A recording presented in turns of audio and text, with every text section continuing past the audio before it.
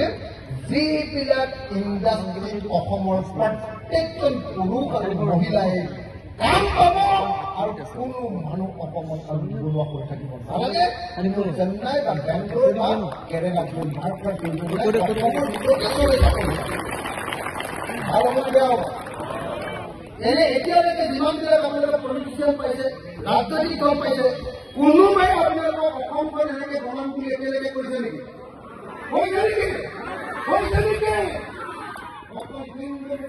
ৰাজনীতি কৰি ভোট দি আছে, হয়নে নহয়?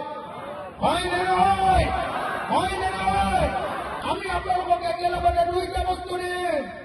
এটা হ'ল সাম্প্ৰদায়িক AIDFৰ প্ৰমুক্তি দিম, সাম্প্ৰদায়িক BJPৰ প্ৰমুক্তি দিম, আৰু লগতে অসমক আমি নতুনকে সজাই পৰাই অসমৰ প্ৰত্যেকজন মানুহক ধনী কৰাৰ ব্যৱস্থা কৰিম। ভাল হ'বনে বেয়া হ'ব? ভাল হ'বনে বেয়া হ'ব? ভাল হ'বনে বেয়া হ'ব? যদি ভাল হয় সকলোকে থিয় হৈ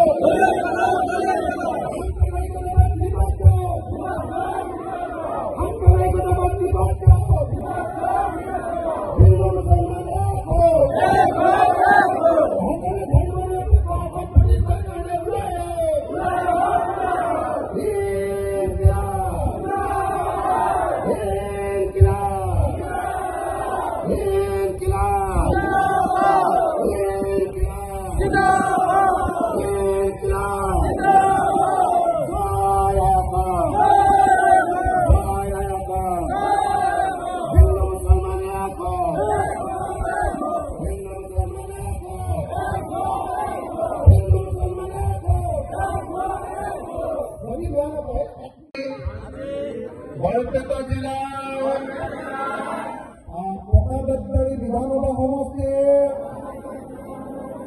ভৈৰাগুৰি কাহিকুচি হাইস্কুল খেলপথাৰত অনুষ্ঠিত হোৱা বিশাল গণসমাৱেশত সকলো উপস্থিত ৰাইজে সংকল্প লয়, শপত খায়, কচম খায় যে 2026 চনৰ বিধানসভা নিৰ্বাচনত বিজেপি আৰু AIDFক ব্ৰহ্মপুত্ৰত দলিয়াই পেলাব। হিন্দু সম্প্ৰদায়িক দল বিজেপি মুছলমান সাম্প্ৰদায়িক দল AIDF দল দুইটাকে 2026 চনত একমাত্ৰ বিদায় দিয়া হ'ব। হিন্দু সাম্প্ৰদায়িক দলৰ সৰ্দাৰ হিমন্ত বিশ্ব শৰ্মা আৰু মুছলমান সাম্প্ৰদায়িক দলৰ সৰ্দাৰ মৌলানা বদৰুদ্দিন আজমল দুয়োজনকে তেওঁলোকৰ আচৰণৰ সৈতে ব্ৰহ্মপুত্ৰক বিসৰ্জন দিয়া হ'ব। কোনো পক্ষে 2026 চনৰ নিৰ্বাচনত সাম্প্ৰদায়িক দলক ভোট দিয়া নহ'ব। আমি এখন ধৰ্মনিৰপেক্ষ অসম গঠন কৰিম আৰু লগতে এখন নতুন অসমত সকলো মানুহক ধনী কৰিব পৰাকৈ আমি কাৰ্যসূচী গ্ৰহণ কৰিম।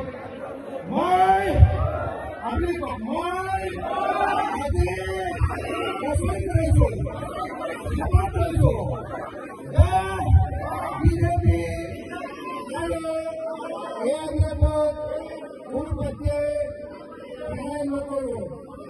আমি বিজেপি আৰু AIDFক খেদিমেই খেদিম। ধন্যবাদ। জয়